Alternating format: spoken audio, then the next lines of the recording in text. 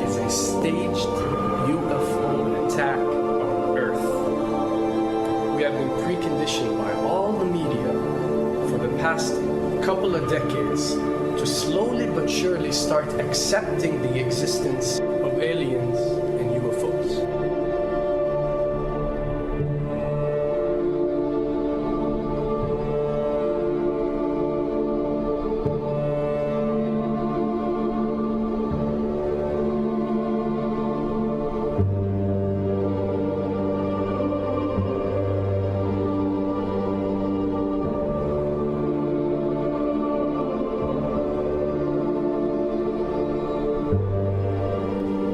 I can tell you right now that 99% of every UFO sighting that has ever taken place has actually not been an unidentified flying object, because this has always been military technologies.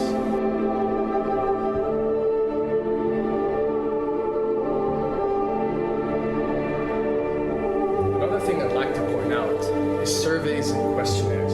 You know, we get surveys and questionnaires all the time, sent out by the state or by the government or by our rulers and our officials and so on and so forth. Do you really think that these ruling powers care about what you think? Do you really think that they're waiting to ask you and receive your answer before making a decision? What happens with these questionnaires is that they are released. For example, what country do you think the US should attack next? And if it yields back results like 70% of the US population believe Iran is the next country that should be attacked, this is actually a study conducted for the effectiveness of the media propaganda that they are using. So when they get such results, they look at it and they be like, all right, amazing. Our media propaganda is working.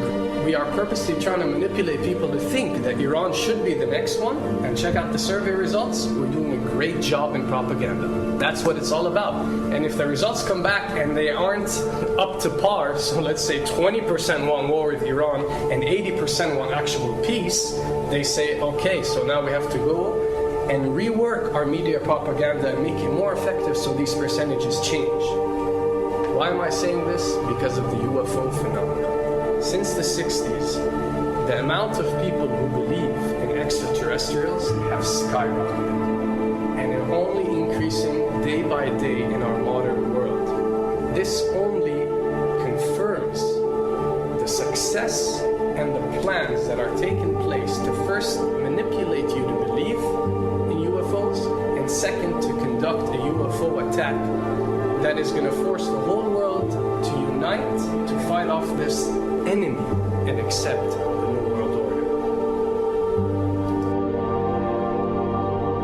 A former Canadian government official is warning we may be on the verge of intergalactic war, saying, quote, the Bush administration has finally agreed to let the military build a forward base on the moon, which will put them in a better position to keep track of the comings and goings of visitors from space, and to shoot at them if they so decide. I was introduced to the late Dr. Wernher von Braun in the U.S., the father of rocketry.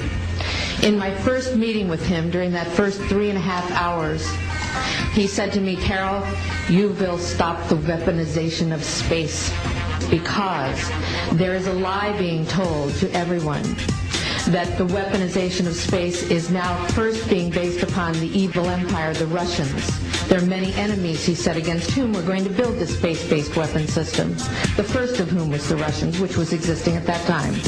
Then there would be terrorists. Then there would be third world countries. Now we call them rogue nations or nations of concern.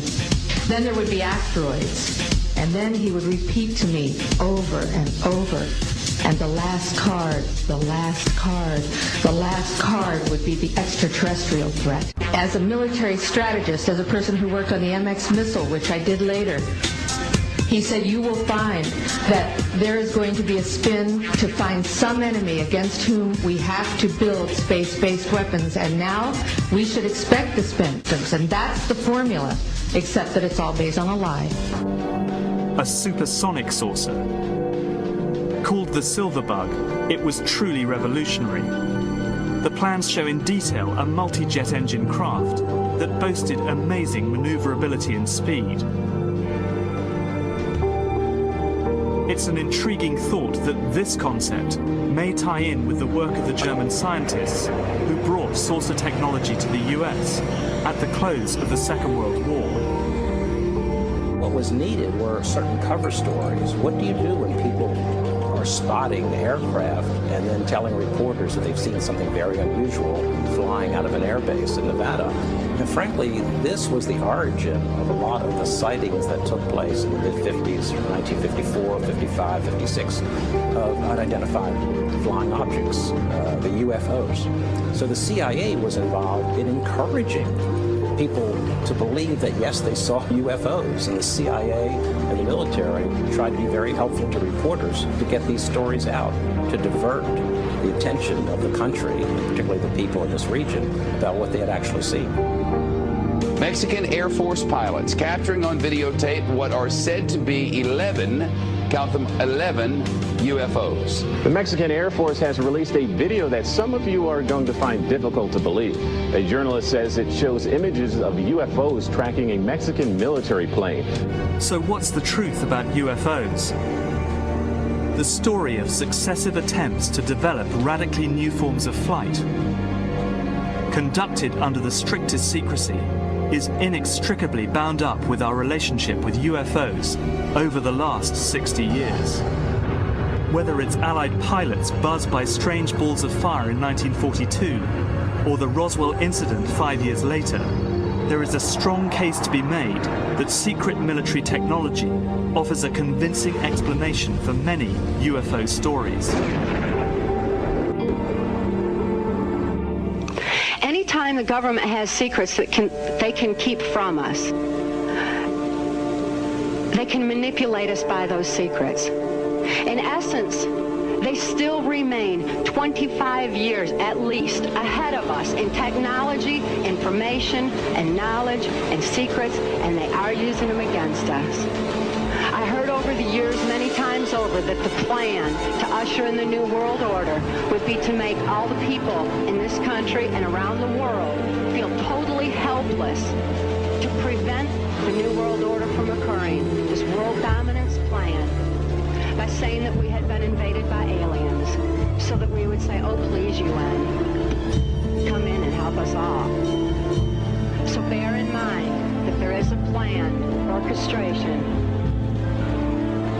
to get people to be submissive through the secret technology and information that they're keeping from you under the blanket of the so-called National Security Act.